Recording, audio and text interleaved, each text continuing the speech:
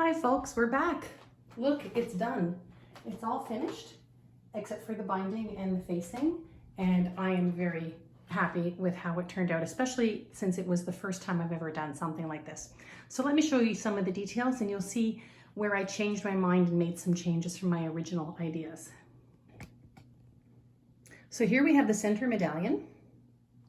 I'm just going to zoom in on it a little bit so you can see it a little bit better. See all the stitching. So this is where I did the very, very dense stitching, and also in the middle, there's the cross hatching, there are the feathers, and here are some twirls, and then I did some dense stitching around there. Now, if you've seen previous blog posts, you'll see that that is the same as this practice medallion I did. And I really, really like how that turned out. So I figured we would give it a shot on the quilt.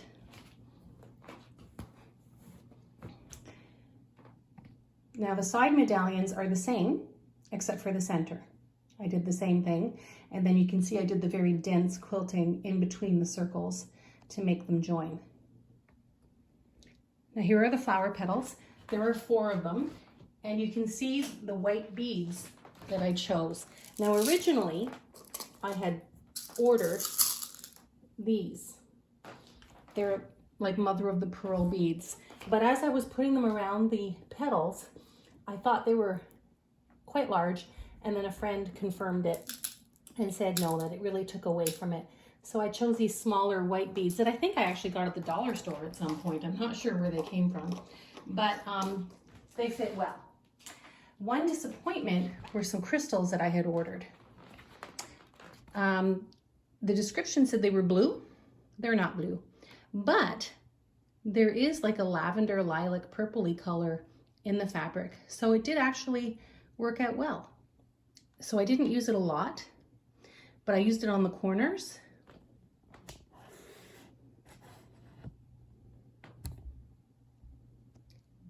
And on the side.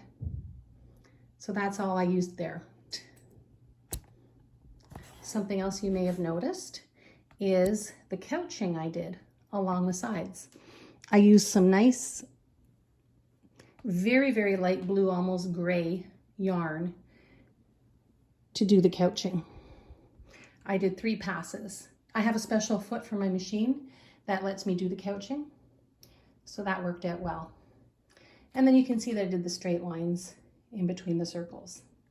So how does this quilt differ from my original design? Well, as you can see, I took the lace off.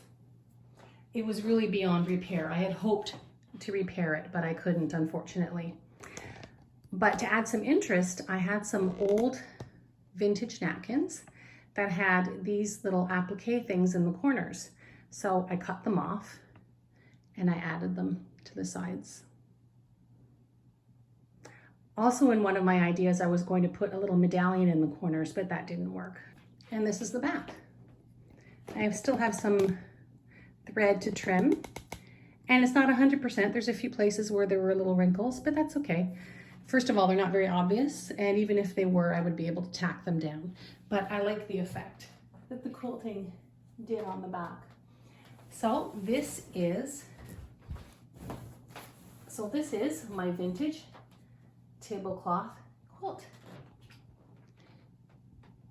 And given that it's the first time that I did something like this, I'm very happy with it. Now on to the next project.